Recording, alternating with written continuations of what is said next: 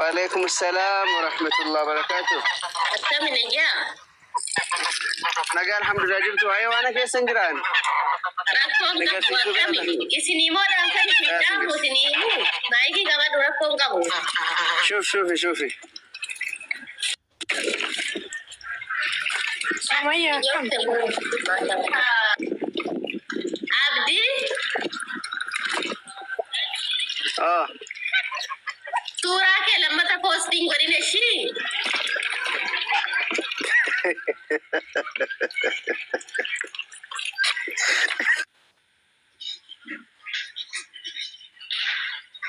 wannan jere kan ka bajolle ijolle don ne profile rati ba gana hanga fatto mo mana tana ni kana dubbatu di acci debiti mu janke na dikkara guddan ne shi ofsa haya mal jette bareddu akkami fayya sonni ke mosrit sirra bared jirta ne gami nagada fayya heeti jirra gada sarabbi gaafi deebirra jirra lubbira geette yalan ture garuu gaafisi gaafachuu dhufe booda moo gaafi na gaafattu barbaache lakki sagantaa qabna bareedduuti nuti sagantaa keenya jijjiiruun feenu sagantaa maal qabdare gaaf anis gaafuma si gaafadda gaafuma mana amantaa keessatti ni gaafatta bara hin gaafattu siin hin jenne bareedduu kiyya nutiin gaafii gaafannee jirra ka gaafanne kana deemtuudhaaf qophiidha moo qophii miti maa inni gaafi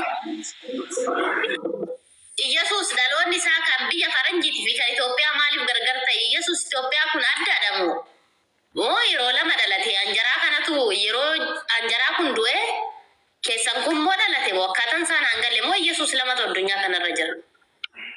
Amantaa ortodoksii keessa turte min beekta? Dhaggeeffadhu gaafattaawu.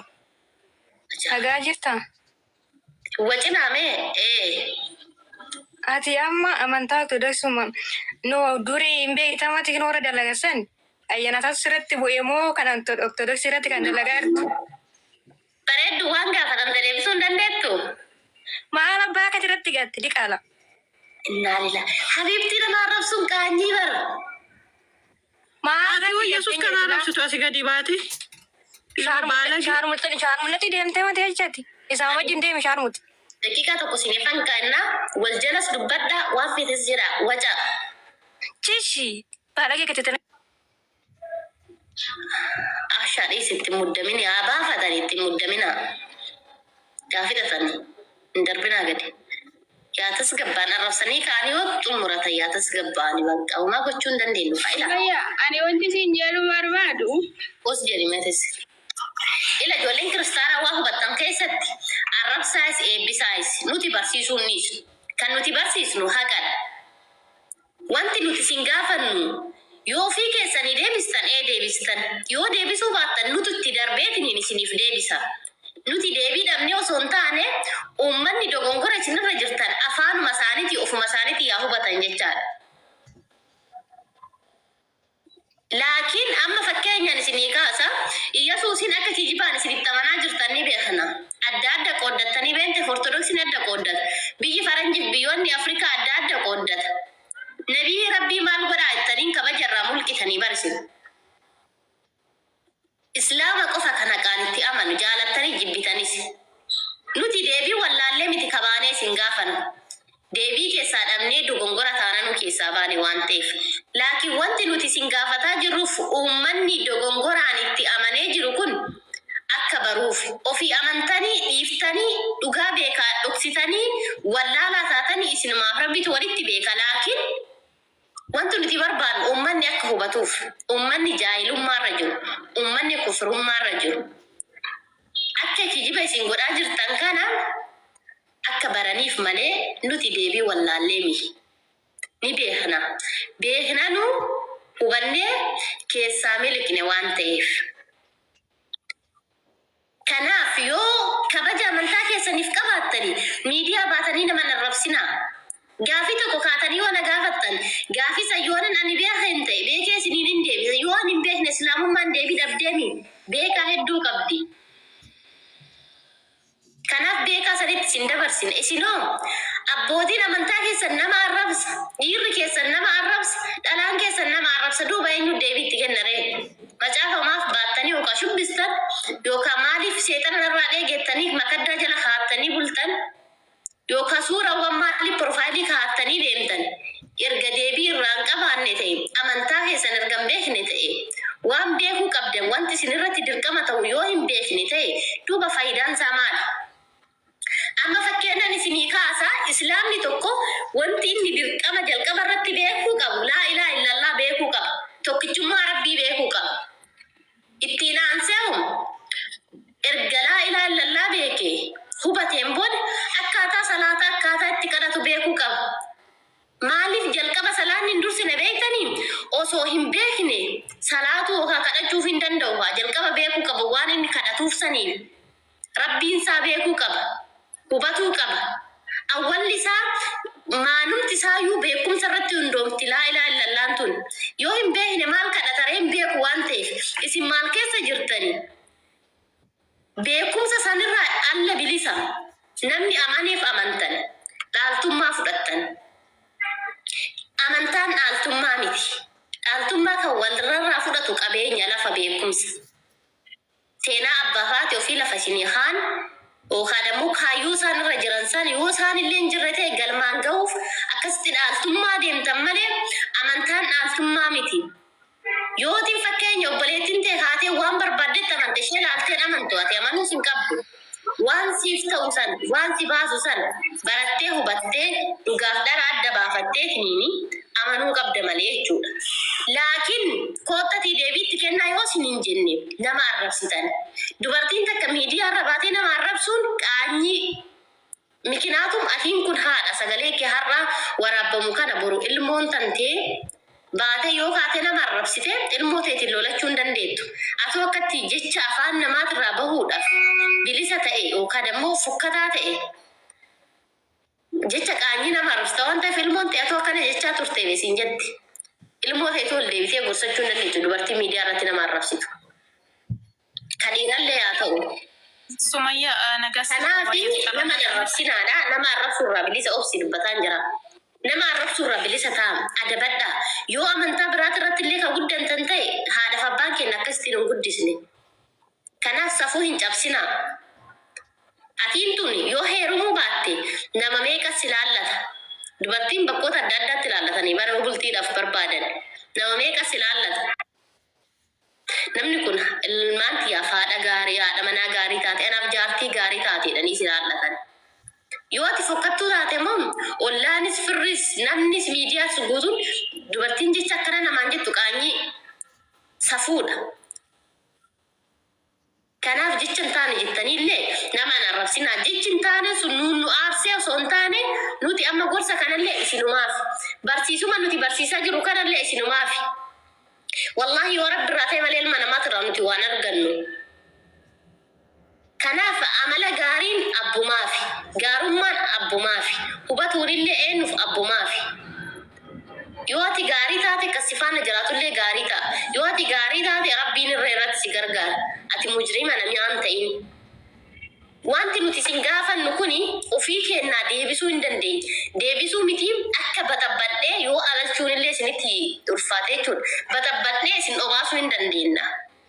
Wanti isin gaafadhu kanaan wallaahi akka barbaadeettan laal ofirra dhaabbadhee ragaarra dhaabbadhee bahee isin barsiisuu wallaalee osoo hin taane kabaja isiniif qabnuuf jecha carraa isinii kaanee deebii nuu kennaan.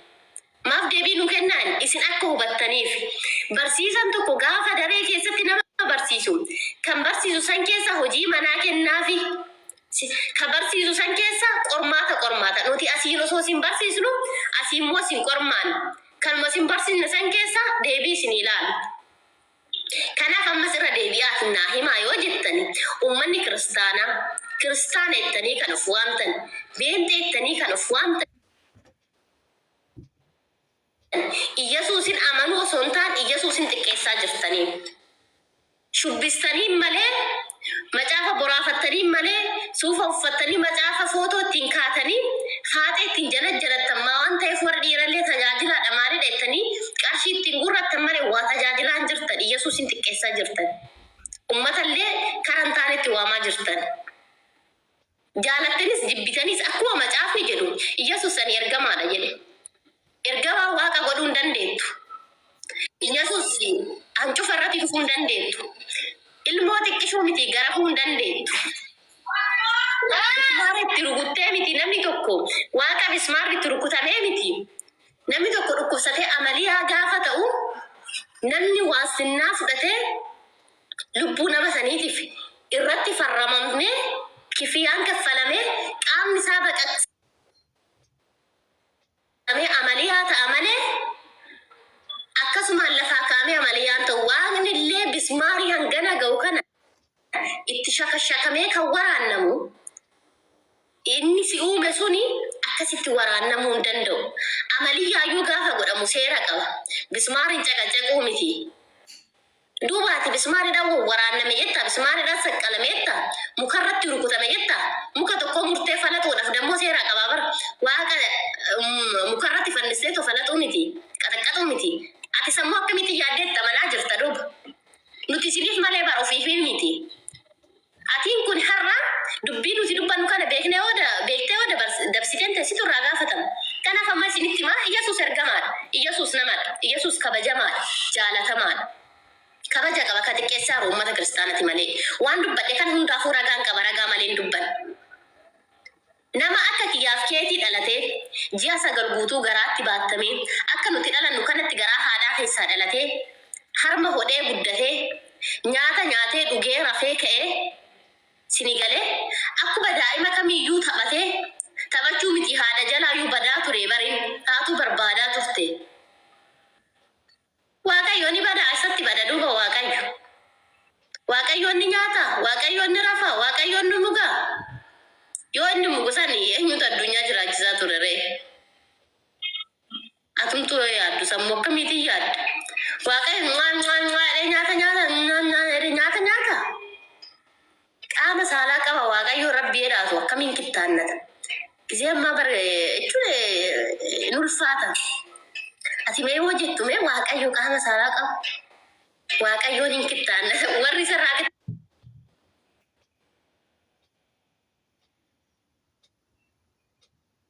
kittaannate warri ija isa qabe sanoo gaafa kittaannansa maalitti qalan hoolaa muree mooqotiyyoo. Isa sana hoo nyaatee madaan isaa akkamitti fayyee?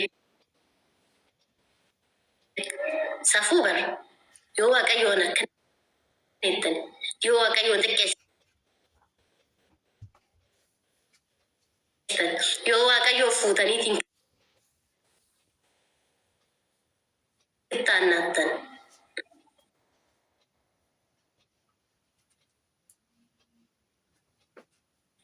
Sheemi isinitti hin ta'u?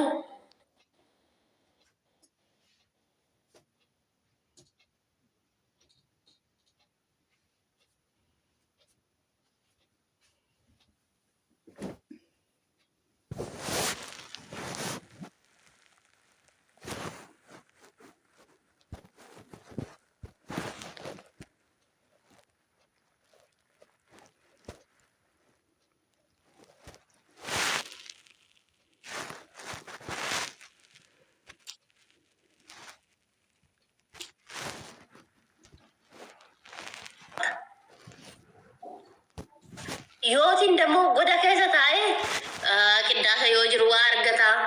Namni yoo du'e